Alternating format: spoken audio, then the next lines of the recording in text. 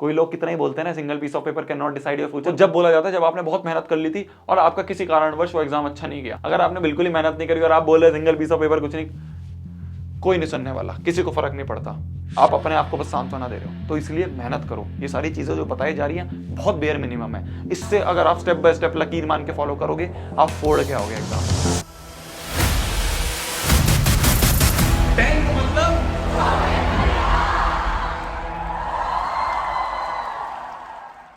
Hello everyone, this is Shobhit Tirwan. आज की इस वीडियो में हम बात करने वाले हैं आपके सितंबर से लेके फाइनल मार्च बोर्ड एग्जाम तक का कंप्लीट रोड मैप। हर एक महीने में आपको क्या क्या चीजें करनी है, आपको हाफ ईयरली कैसे टैकल करना है वो मैं यहां पे बताऊंगा, प्री बोर्ड्स आपको कैसे टैकल करना है वो मैं आपको बताऊंगा, फाइनल बोर्ड एग्जाम में कैसे आप फोड़ के आ सकते हो वो स्ट्रेटेजी आज मैं यहां पे डिस्कस करने वाला हूं। हर एक मंथ में यार आपको अक्टूबर में, सितंबर में, नवंबर, दिसंबर में क्या क्या चीजें करनी है सारी की सारी यहां पे मैं डिस्कस करूंगा। आपको कौन कौन से रिसोर्सेज फॉलो करने हैं और कौन कौन से आपको ऐसे लात मार के भगा देने हैं, क्योंकि कहीं ना हम फालतू चीजों में फंस जाते हैं, उससे हमारा टाइम वेस्ट होता है। क्या क्या नहीं करना है ये भी हम डिस्कस करेंगे और किससे हम करके बेहतरीन स्कोर लेके आ सकते हैं वो मैं इस वीडियो में डिस्कस करूंगा। आपको पता चल गया होगा आपके 15 फरवरी से सीबीएसई ने नोटिफिकेशन निकाल दिया कि एग्जाम होने वाले हैं, पर वो 15 से होते नहीं है, वो जाके 27-28 से मेन सब्जेक्ट शुरू होते हैं, पहले तो ऑप्शनल ही होते हैं।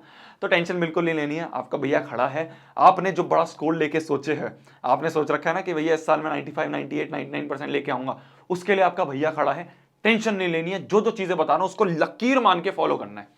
लास्ट ईयर भी आपके सीनियर्स के लिए सेम टू सेम इस तरह की मैंने वीडियो बनाई थी और इस वीडियो में मैंने क्लियरली हर एक मंथ वाइज, जैसे मैं आपको डिस्कस करूंगा, हर एक मंथ वाइज मैंने चीजें डिस्कस करी थी, इसी तरह से मैं आपके साथ भी डिस्कस करूंगा। तो टेंशन बिल्कुल ही लेनी है। मैं ये आपको इसलिए बता रहा हूं क्योंकि ये वीडियो ना बहुत ज्यादा ही कॉपी हो गई है यूट्यूब पे। इतने लोगों ने इसको पिछले साल तो छोड़ो, इस साल भी बहुत कॉपी मारा है। तो आपको पता हो कि किस बंदे ने ये ओरिजिनली बनाई थी, ये आपको देख सकते हो यहाँ पे।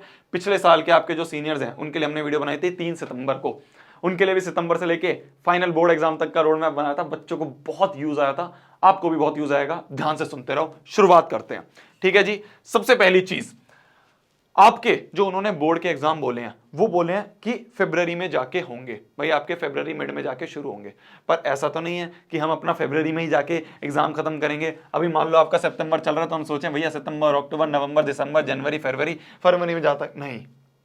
हमें ये टारगेट लेके चलना है कि हम जनवरी की स्टार्टिंग या जनवरी मिड तक अपना पूरा 100% सिलेबस कंप्लीट कर लें। क्यों कर लें? क्योंकि ये जो हमारा टाइम होता है ना जनवरी और मिड फरवरी तक का, इसमें हमें अपनी रिवीजन करनी होती है, इसमें हमें अपनी रिवीजन करनी होती है, इसमें हमें अपने सैंपल पेपर्स करने होते हैं। ये बहुत ज़रूरी है। कई बच्चे होते हैं जो इस समय में बैठ के अपना सिलेबस कंप्लीट कर रहे होते हैं, वो बच्चे ये चीज़ कर नहीं पाते और उनका एग्जाम में स्कोर लो रह जाता है। आपको ये टारगेट बना के रखना है कि आप एंड ऑफ दिसंबर या फिर स्टार्टिंग ऑफ जनवरी के फर्स्ट वीक तक अपना पूरा का पूरा 100% सिलेबस कंप्लीट कर लो। ठीक है, ये बात समझ में आ गई। कैसे करना है वो मैं बताऊंगा, उसकी टेंशन मत लो। पर आपको ये टारगेट लेके चलना है कि भैया मेरे पास तो सिर्फ 4 महीने बचे हैं, इन 4 महीने में जो खाड़ना है वो खाड़ूंगा। ठीक है, कैसे कैसे करना है वो मैं डिस्कस करूंगा। अब कुछ बच्चों के जो है ना यहाँ पे सितंबर में, मिड सितंबर में काफी बच्चे होंगे जिनका मिड सितंबर में हाफ ईयरली शुरू हो जाएगा। तो पहले हम हाफ ईयरली को डिस्कस कर लेते हैं, फिर उसके बाद इन 3 महीनों को हम डिस्कस करेंगे। पहले हम हाफ ईयरली का डिस्कस कर लेते हैं। देखो, आपको कई लोग बोलेंगे आके यूट्यूब पे कि यार हाफ ईयरली के तो मार्क्स वार्क्स नहीं जुड़ते हैं, कुछ नहीं होता है, इसको इतना फोकस मत करो। मैं ये कहूँगा फोकस ज़रूर करो। इन हाफ ईयरली को ना आपको सीरियसली लेना है। यही सेम चीज़ मैंने इस वाली वीडियो में भी बताई थी जो आपके लास्ट ईयर सीनियर्स के लिए बताई थी। उसमें भी मैंने बच्चों को बोला था कि हाफ ईयरली को सीरियसली लेना है। क्यों सीरियसली लेना है? इसका रीज़न ये है कि ये जो हाफ ईयरली होते हैं, मंडे टेस्ट होते हैं, यूनिट टेस्ट होते हैं, ये हमारे एक तरह से रेगुलर टेस्ट की तरह हैं। हम इनके डर की वजह से अपने चैप्टर्स तो कंप्लीट करेंगे, है ना? समझ रहे हो मेरी बात को? हमारे टेस्ट होंगे तो हमें चैप्टर पता चलेगा कि यार ये चैप्टर का ये वाला पार्ट वीक है, इस वाले टॉपिक का ये वाला पार्ट वीक है। इसलिए ये टेस्ट होते हैं जिनको हमें सीरियसली देना होता है।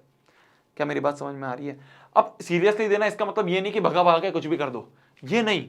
मैं ये कह रहा हूं कि आपको सीरियसली देना है और आपका जितना भी सिलेबस अभी तक हुआ है उसको अच्छे से रिवाइज करके, अच्छे से करके फिर जाके हाफ ईयरली दो।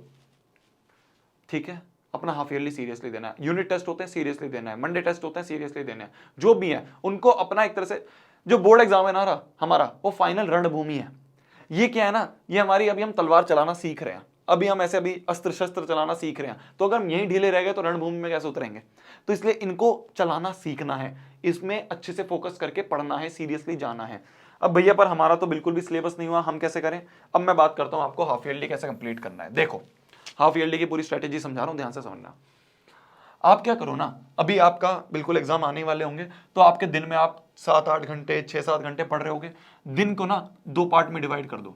एक स्लॉट बना लो आपका मेजर स्लॉट, जो कि अराउंड 4 से 5 घंटे का होगा। एक बना लो अपना माइनर स्लॉट, जो कि अराउंड आपका 1.5 से 2 घंटे का होगा, 1.5 से 2 घंटे का होगा। इसमें आपके भारी सब्जेक्ट करो, इसमें आपके हल्के सब्जेक्ट करो। क्या मेरी बात समझ में आ रही है?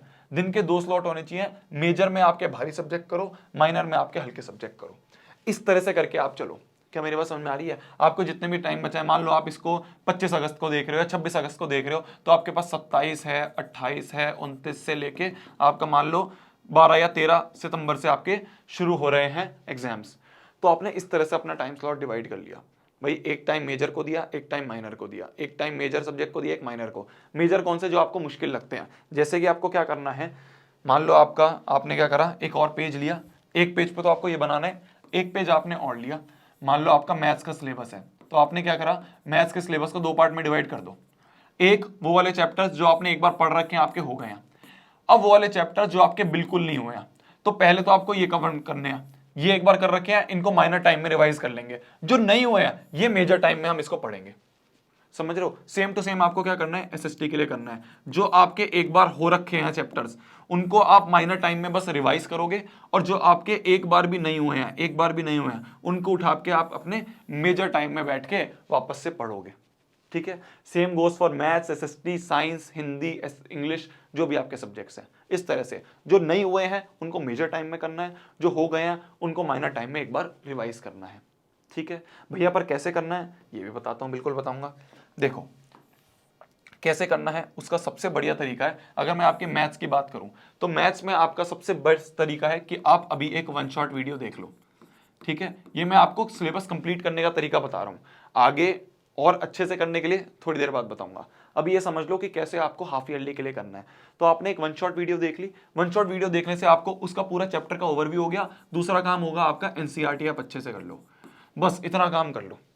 आपकी एनसीईआरटी अच्छे से हो जानी चाहिए। 1 शॉट से आपको सारे कॉन्सेप्ट्स क्लियर हो गए। ये हो गई आपके मैथ्स की बात। अगर मैं बात करूं आपके एसएसटी और साइंस की, एसएसटी हो गई या साइंस हो गया, इसके लिए आपका काम क्या होगा ना, कि आपने जो मैंने नोट्स दे रखे हैं अपने चैनल पे, उनको उठाओ, डाउनलोड करो, पढ़ो, आपको अच्छे से याद हो जाएगा सब। ये मेरी गारंटी है। हमने इससे बेहतरीन नोट्स पूरे यूट्यूब पे किसी ने दे रखे हैं, किसी ने नहीं दे रखे हैं। पिछले करीब 3 से 4 सालों तक पिछले 3 से 4 सालों से हमारे जो नोट्स है ना, वैसे फैले जा रहे हैं आपके सीनियर्स में। लाखों बच्चों ने उन्हें यूज़ कर रखा है। आप भी उनका बेहतरीन यूज़ कर सकते हो। मैं नीचे डिस्क्रिप्शन में हर एक चैप्टर के नोट्स दे दूंगा, आप उसको डाउनलोड कर लेना। तो आपका काम क्या है, साइंस एसएसटी के लिए आपने नोट्स डाउनलोड करे, उससे अपनी थ्योरी कवर कर ली, और उसके बाद आपकी जो एनसीईआरटी की बैक एक्सरसाइज क्वेश्चन है और आपके इंटेक्स क्वेश्चन है वो कर लिए। बस इतना काम कर लो। हाफ ईयरली के लिए बेयर मिनिमम हम इतना कर लेंगे। आपके 1 शॉट देख लिया, एनसीईआरटी देख ली फॉर मैथ्स, और आपका साइंस एसटी के लिए नोट्स पढ़ लिया आपने, सारी डेफिनेशन, सब सारे क्वेश्चन, सारे कॉन्सेप्ट्स इसमें हैं, और आपने एनसीईआरटी एक बार सॉल्व कर ली।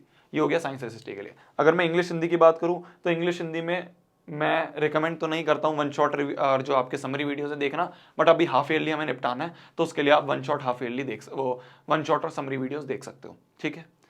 मेरी बात समझ में आ गई? ये हो गया आपका हाफ ईयरली। हाफ ईयरली हमें सीरियसली देने हैं। ठीक है? बिल्कुल सीरियसली देने हैं। हमें उसको एनालाइज करना है। अगर कोई चैप्टर ऐसा आपको लग रहा है जो आपके हाफ ईयरली में अटका था, उस चैप्टर को उठा के ना सामने लिख लो। जो आपके स्टडी टेबल है उसके सामने लिख लो कि ये वाला चैप्टर जो है ना, ये मेरा हल्का है, अभी इसको वापस से करना है, इसको अच्छे से करना है। जो आपकी 9th-10th क्लास होती है ना, ये आपकी बेस होती है। समझ रहे हो? ये आपकी बेस होती है। इसी से आपके आगे के जो क्लासेस हैं वो डिटरमाइन करती हैं। मतलब इतना भी नहीं करती हैं, पर हाँ ये बेस तो होती हैं। तो इसलिए इसको हमें अच्छा करना है, ये नहीं इसको हम ढीला छोड़ के चले जाएंगे। ठीक है? समझ में आ गई मेरी बात? अब हम आगे बढ़ते हैं। यहां तक हमने हाफ ईयरली के पूरी स्ट्रेटेजी आपकी समझ ली है। आपको ऐसे इस तरह से एक पेज बनाना है, मेजर माइनर में डिवाइड करना है। मेजर माइनर में क्या क्या करना है, जो नहीं हुए हैं बिल्कुल भी उनको मेजर में करना है, जो हो चुके हैं उनको अपने माइनर वाले स्लॉट्स में एक बार रिवीजन के लिए डाल देना है। क्लियर है मेरी बात? अब हम आगे बढ़ते हैं। ठीक है जी? समझ में आ रहा है? आगे बढ़ो। अब हम आगे वापस से इस वाले टाइम टेबल में, कि सितंबर के मिड हाफ ईयरली तक आप अपना सिलेबस निपटा रहे हो और अपना जितना भी हाफ ईयरली है उसे सीरियसली दे रहे हो। ये हो गया आपका सितंबर वाली चीज। अब हम बात करते हैं, आपका सितंबर में आपके एग्जाम्स वगैरह हो गए, आपने एनालाइज वगैरह करा। अब आपके पास 3 महीने हैं, अक्टूबर, नवंबर, दिसंबर। ठीक है? इन 3 महीने में आपका जितना भी सिलेबस है वो आपको कंठस्थ करना है। कंठस्थ मतलब आपको एनसीईआरटी का एक एक क्वेश्चन आना चाहिए। अगर आपसे नींद में भी कोई उठ के सवाल पूछ ले तो आप उसको सॉल्व कर दो, इस तरीके से हो जाना चाहिए। क्योंकि जब आप इसको अच्छे से इस तरीके से कर लोगे ना, फिर आप जब सैंपल पेपर करोगे तो आपके ना ऐसे कॉन्सेप्ट फाड़ू तरीके से निकलेंगे, फाड़ू तरीके से निकलेंगे। आप एक एक सवाल अपने आप करोगे, फिर आप थोड़े से हाई लेवल सवाल करोगे, और जब आप बोर्ड्स में जाओगे तो आप कैसे लल्लू लल्लू सवाल देखेंगे, आप कर दोगे। तो इसलिए थोड़ा सा हम हाई लेवल करेंगे, ठीक है, जब हम बाद में रिवीजन कर रहे होंगे थोड़ा सा हाई लेवल कर रहे होंगे, और बोर्ड्स के टाइम पे हम देखेंगे कि यार हमने इतना हाई लेवल कर रखा है तो बोर्ड्स तो कुछ भी नहीं लग रहे। ये सबसे बेस्ट स्ट्रेटेजी है। अब मैं क्या कर रहा हूं, अब मैं आपको बताता हूं कि अक्टूबर नवंबर दिसंबर में आपको कैसे कैसे सिलेबस कंप्लीट करना है, ठीक है। अभी मैंने बताया था ऊपर ऊपर से कैसे करना है, अब मैं बताऊंगा इन डेप्थ कैसे करना है। देखो, सबसे पहली चीज, सबसे पहला जो हमारा सब्जेक्ट आता है, हम वापस से डिस्कस करने जा रहे हैं मैथ्स को, कि आपको मैथ्स में कैसे अपना सिलेबस को कंप्लीट करना है। जो चैप्टर आपके अच्छे से नहीं हुए हैं, सबसे पहला काम आपका है, सबसे पहला काम आपका है कि आप उसके वन शॉट लेक्चर देख लो, ठीक है। जैसे आपने पहले देखा तो देख लिया। दूसरा काम है एनसीईआरटी को कंठस्थ कर लो। इतना तो हमने हाफ ईयरली के टाइम में भी करा था, ठीक है। वन शॉट देख के एनसीईआरटी कंठस्थ कर लिया। एनसीईआरटी का एक एक सवाल आपके दिमाग में छपा होना चाहिए, इस तरह से कर लो, ठीक है। तीसरा जो काम होगा ना हमारा, वो होगा कि मैं पहले नहीं बोलता था यार, बट इस साल से मैंने बोलना शुरू करा, पिछले साल से मैंने बोलना शुरू कर दिया कि आप आरडी शर्मा कर लो। पहले नहीं बोलता था, पर अब मैं देखता हूं कि यार कॉम्पिटेंसी बेस्ड सवाल आते हैं, थोड़े से घुमा फिरा के सवाल आ जाते हैं, तो आप आरडी शर्मा जरूर करो। अगर आपके प्रोवाइडेड कंडीशन ये दोनों बहुत अच्छे से हो गए हैं, तब आप आरडी पे जंप करोगे, ठीक है। अगर यही दो नहीं हुए तो सीधा आरडी पे नहीं भागना, ये दोनों हो गए तो आरडी कर लो, ठीक है। आरडी में भी मैं ये कहूंगा वो वाले चैप्टर्स जो आपको थोड़े थोड़े लेंथी लगते हैं, ट्रिग्नोमेट्री हो गया आपका, इसको कर लेना, ट्राइंगल्स हो गया आपका, इसको कर लेना। ये ऐसे चैप्टर्स जो थोड़े से भारी भारी चैप्टर्स हैं, जिसमें से घुमा फिरा के एग्जाम्स में सवाल आते हैं, उसकी आरडी कर लो। क्योंकि वो जो घुमा फिरा के एग्जाम्स में सवाल आते हैं ना, वो आरडी में से ही आएंगे। आरडी या फिर आरएस, कोई भी एक ले सकते हो जो आपके पास इस समय अवेलेबल हो, कोई भी एक लो और पूरी करना। मान लो ट्रिग्नोमेट्री आपने उठाई तो आरडी का एक एक सवाल आपको करना है खुद। टाइम लगेगा, पर आप ये देखोगे कि इससे आपको हर एक कॉन्सेप्ट बहुत अच्छे से आ गया है, ठीक है। इतनी बात समझ में आ गई। इसके साथ साथ मैथ्स में एक चीज जो आपको बना के रखनी है, उसे हम कहते हैं मिस्टेक्स नोटबुक। ये बहुत ही ज्यादा इंपॉर्टेंट चीज है, जो कि टॉपर्स हर बार बनाते हैं, हर बार करते हैं, और मैं आपको हमेशा बताता हूं कि ये करना चाहिए। इस वीडियो को अगर 100 बच्चे देख रहे हैं ना, तो मात्र एक बच्चा इस चीज को करेगा, और वो एक बच्चा अगले साल चैनल पे इंटरव्यू दे रहा होगा। तो इसलिए करना है, समझ में आ गई, करना है तो करना है। ये मिस्टेक नोटबुक जो है ना, इसका मतलब क्या है मैं आपको बताता हूं। मिस्टेक नोटबुक का मतलब ये होता है, मान लो आप आरडी का कोई सवाल कर रहे हो, एनसीईआरटी का कोई सवाल कर रहे हो, मान लो आपने क्वेश्चन बैंक्स वगैरह लिए, उसके सवाल कर रहे हो, और आपको कोई सवाल उसमें अटक गया, कोई सवाल आपसे नहीं हुआ, कोई सवाल आपको ट्रिकी लगा, उस सवाल का जो कॉन्सेप्ट है, जिस तरह से आपने सॉल्व करा, वो उठा के इस मिस्टेक नोटबुक में रख दिया कि भाई ट्राइंगल्स का ना मेरे से ये वाला सवाल अटक रहा था, वो सवाल, उसका सॉल्यूशन, और ब्रैकेट में लिख दिया कि मेरे से क्यों अटक रहा था। हिंदी में लिख दो कि मेरे से ये सवाल इसलिए अटक रहा था क्योंकि ये फॉर्मूला मेरे को याद नहीं है, वो मिस्टेक नोटबुक में लिख दो। अब जब आप एग्जाम देने जाया करोगे, आप चाहे हाफ ईयरली देने जा रहे हो, आप चाहे बाद में अपने प्री बोर्ड्स वगैरह दोगे, या फिर बाद में जाके अपना बोर्ड एग्जाम दोगे, ये मिस्टेक नोटबुक हर एक एग्जाम से पहले आपको एक बार पढ़ के जानी है। आपके सिली मिस्टेक के चांस जीरो हो जाएंगे, जीरो। समझ में आ रही है मेरी बात। मैथ्स में एक और चीज मैं आपको बताना चाहूंगा, अगर आपकी कैलकुलेशन वीक है, कोशिश करो सुबह उठते ही आप 5 से 10 कोई भी रैंडम सवाल खुद सॉल्व करो। रैंडम सवाल क्या होते हैं? रैंडम सवाल होते हैं कि आपने लिख दिया 2956 इंटू 4438, ये आपको सॉल्व करना है। 29888 इंटू 4560 माइनस 4890 प्लस 1120 इंटू 72, ये आपको सॉल्व करना है। 4129 और इंटू 4128, ये आपको सॉल्व करना है। इस तरह से आपको कुछ कुछ सवाल जो है सुबह सुबह उठ के अपने आप रैंडमली लिख लो, 5-10 सवाल और सॉल्व करो। इससे आपकी कैलकुलेशन की स्पीड फास्ट होगी, ठीक है। बच्चों का पेपर इसलिए छूट जाता है क्योंकि कैलकुलेशन में बहुत टाइम लगा देते हैं। ये करना शुरू कर दो। मेहनत आपको ही करनी पड़ेगी मेरी जान, मैं उठ के मेहनत नहीं करने आऊंगा, कोई और आपके उठ के लिए मेहनत नहीं करने आएगा। मेहनत आपको ही करनी पड़ेगी। आपने जो गोल लिया, जो लक्ष्य लिया है, रगड़ना तो आपको ही पड़ेगा उसके लिए। मैं आपको बस तरीका बता सकता हूं कि एक एज अ सीनियर मैंने क्या क्या चीजें करी थी, मैंने कैसे अपनी 10वीं के एग्जाम में 95% स्कोर करे थे, मैंने कैसे अपने 10वीं के एग्जाम में फोड़ा था, वो सारे एक्सपीरियंसेस मैं आपको सभी को बता सकता हूं, जिससे आप क्रिस्प तरीके से अपना भी एग्जाम फोड़ के आ सको। और ना बहुत खुशी होती है यार जब नंबर एक आते हैं ना कि आपके बोर्ड के एग्जाम में 98% आए, 96% आए, 99% आए। कुछ बच्चे होते हैं जो रैंक 1 रैंक 2 लेके आते हैं, हमारे चैनल पर इंटरव्यू देते हैं, वो खुशी अलग होती है। कोई लोग कितना ही बोलते हैं ना, single piece of paper can not decide your future, वो जब बोला जाता है जब आपने पढ़ाई बिल्कुल नहीं करी है, जब आपने पढ़ाई बहुत सारी कर रखी है।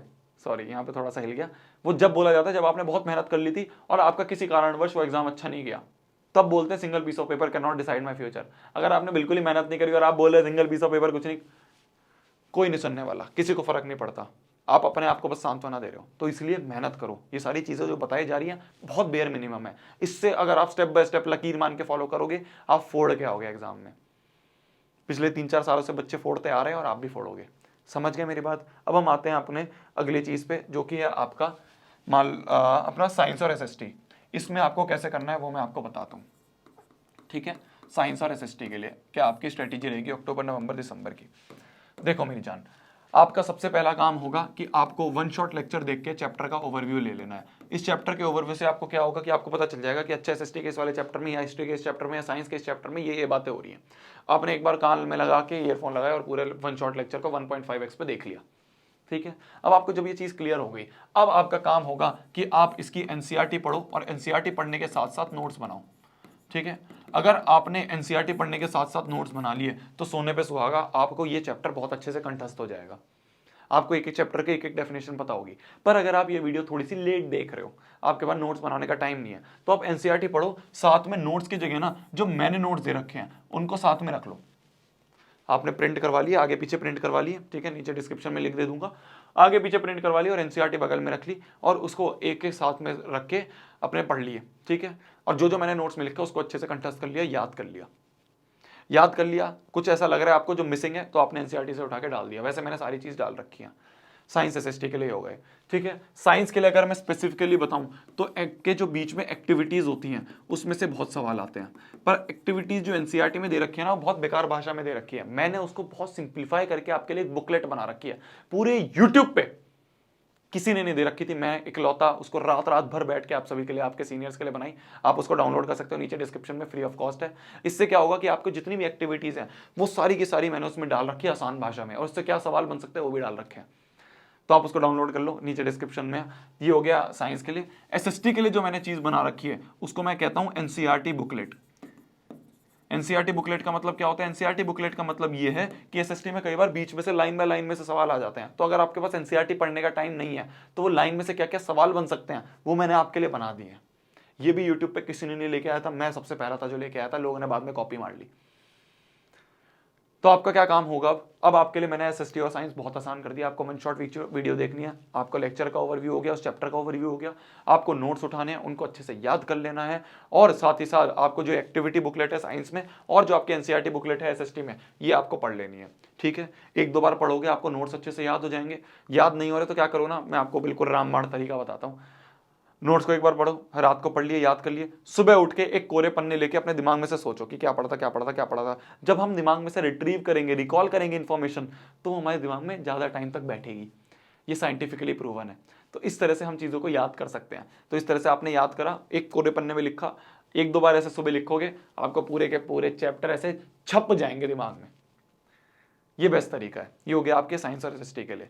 इस तरह से आप साइंस और एसएसटी कर सकते हो। फिर उसके बाद आपकी जो एनसीईआरटी की इन टेक्स्ट वाले क्वेश्चंस है और जो आपके एक्सरसाइज वाले क्वेश्चंस है वो आपने कर लिए। इसके बाद हम क्या करेंगे, इसके बाद जो हमारा एंड टाइम है, जो मैंने यहाँ पे लिख ही रखा है, जो हमारा एंड टाइम आएगा, उस एंड टाइम में हम अपने सैंपल पेपर्स वगैरह कर रहे होंगे। क्या मेरी बात समझ में आई? उस एंड टाइम में हम जाके अपने सैंपल पेपर्स वगैरह कर रहे होंगे। ये मैंने बात कर दी आपकी साइंस एसएसटी की। अब अगर मैं बात करूं आपके प्यारे सब्जेक्ट्स इंग्लिश और हिंदी की, तो इसमें जो सबसे बड़ा ब्लंडर बच्चे करते हैं वो ये करते हैं कि हम क्या करते हैं भैया, इंग्लिश और हिंदी में समरी देख के चले जाएंगे, एक वन शॉट समरी वीडियो देखेंगे और काम बन जाएगा हमारा, उसी तरह से आंसर लिख देंगे। ये सबसे बड़ा ब्लंडर है। ये मैंने हाफ ईयरली में बोला क्यों? क्योंकि आपके पास कम टाइम था, अभी आपके पास 3-4 महीने हैं। तो आप क्या करो, आपने समरी वीडियो देख ली, वन शॉट वीडियो देख ली, बहुत बढ़िया, ये तो आप कर ही लो, चलो ठीक है। आपका पहला स्टेप हो गया कि आपने वन शॉट समरी वीडियो देख ली। दूसरा स्टेप होगा कि आपको एनसीईआरटी भी रीड करनी है मेरी जान, इसको मत इग्नोर करो। क्योंकि अगर आप जाके एग्जाम के, मैंने टॉपर से ये बात पूछी कि तुम एनसीईआरटी क्यों रीड कर रहे हो जब समरी उसी तरह आंसर लिखाओ। उन्होंने कहा भैया जब हम जाके एनसीईआरटी की ही लाइंस उठा के आंसर में लिखेंगे ना, तो टीचर को पता चलेगा कि अच्छा इस बच्चे ने एनसीईआरटी रीड करी है, तो वो हमें उस पर नंबर नहीं काटेगा। बच्चे क्या करते हैं, हर आंसर में समरी लिख के आ जाते हैं, उससे उसके नंबर कट जाते हैं। तो आपको क्या करना है, वन शॉट से समरी देख ली, एनसीईआरटी और रीड कर ली, जिससे कि आप आंसर्स में एनसीईआरटी की लाइंस इंक्लूड करके आ पाओ, ठीक है। ये हो गया। तीसरा काम होगा आपका, जो एनसीईआरटी की एक्सरसाइज वगैरह है वो आपने कर ली। एक चीज जो इंग्लिश हिंदी में आपको मैं कहूंगा, ज्यादा इसमें ज्यादा फोकस नहीं करना, ज्यादा इतना जोर नहीं लगाना है, इसमें आप बहुत अच्छे से नंबर स्कोर कर सकते हो। बस मैं ये कहूंगा कि आपके जितने भी मंडे टेस्ट वगैरह होते हैं, आपके जितने भी मंडे टेस्ट हो गए या आपके जितने भी हाफ ईयरली हो गया, प्री बोर्ड हो गया, इसमें ना इसको सीरियसली देना। बस इसमें जो भी सिलेबस आपका आ रहा है उसको बहुत सीरियसली देना। अगर आपने उस समय भी सीरियसली इसको देख के पढ़ लिया, अच्छे से रीड करके जाके दिया है, तो आपकी इंग्लिश हिंदी बहुत आराम से हो जाएगी। ये मैंने देखा है, इसमें चिल रहता है। मेन आपका होता है मैथ्स, इसकी प्रैक्टिस, साइंस एसएसटी, साइंस में आपका हो गया एक्टिविटीज और फिजिक्स की न्यूमेरिकल की प्रैक्टिस, और एसएसटी में आपका हो गया जो आपकी डेट्स वगैरह है। डेट्स वगैरह के लिए क्या करें भैया, डेट्स के लिए भी तुम्हारे भैया ने बहुत कुछ चीजें कर रखी हैं यार। डेट्स की भी हमने पूरे यूट्यूब पे पहली बार एक शॉर्ट, पूरी एक तरह से ना स्टोरी की तरह डेट्स डाल रखी हैं। तो आपकी हिस्ट्री की हर एक डेट को हमने स्टोरी के फॉर्म में डाल रखा है, वो आप डाउनलोड कर सकते हो। उसका लिंक भी नीचे दे दूंगा, नीचे बहुत सारे लिंक है, सारे आपके ना से गोल्ड माइन है, उठाओ, डाउनलोड करो और पढ़ो और फोड़ के आओ। समझे मेरी बात? हिस्ट्री की सारी डेट्स एक स्टोरी की तरह डाल रखी हैं, आप उसको पढ़ोगे आपको सारी की सारी स्टोरी समझ में आ जाएगी, उस चैप्टर की स्टोरी समझ में आ जाएगी, और साथ में डेट्स है, बस उसको याद कर लो, स्टोरी की तरह याद करना है। आसान कर दिया ना। इसे तो कहते हैं शोहरत भैया की साथ रहोगे तो मौज करोगे, है ना, और जो कॉपी लोगे उनके साथ मत रहो। हाँ, तो तब तक के लिए वही पढ़ना है, फोड़ना है, कहर मचा देना है, आग लगा देनी है। मैंने आपके साथ पूरा का पूरा एक रोड मैप फोकस करके चीजें बता दी हैं कि सितंबर में आपको क्या करना है, हाफ ईयरली पे कैसे फोकस करना है, अक्टूबर नवंबर दिसंबर में कैसे आपको सिलेबस कंप्लीट करना है, जो जो चैप्टर्स आपके बच गए हैं। जनवरी फरवरी में हम बैठ के सैंपल पेपर्स वगैरह करेंगे। उस समय के लिए पूरा का पूरा एक टाइम टेबल आपके लिए डेट वाइज मैं आपके लिए बना के दे दूंगा। ठीक है, कमेंट ये हो जाना चाहिए कि भैया अब मैं फोड़ के आऊंगा। ठीक है, हाफ ईयरली हो रहे हैं, जो भी हो रहे हैं, नीचे कमेंट कर दो भैया मैं फोड़ के आऊंगा, भैया मैं फोड़ के आऊंगी। अभी तक अगर आप सीरियसली नहीं पढ़ रहे थे, कोई दिक्कत नहीं है, अब आप सीरियसली पढ़ोगे, नीचे कमेंट आना चाहिए अब मैं फोड़ के आऊंगा। ठीक है, और आपका भैया हमेशा आपके साथ है, डर नहीं है, बिल्कुल डरना नहीं है, बिल्कुल नहीं डरना है।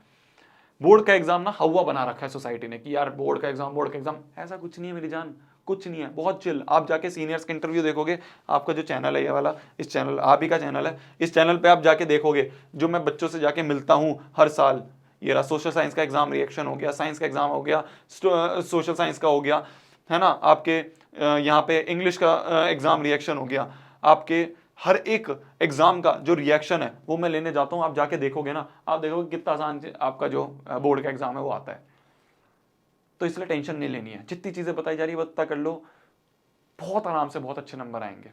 बस जितना बता रहा हूं उतना अच्छे से कर लो। ठीक है, भटको मत, कोई बोल रहा है ये बुक कर लो, कोई बोल रहा है वो बुक खरीद लो, कोई जितना बोला जा रहा है बस उतना करना है।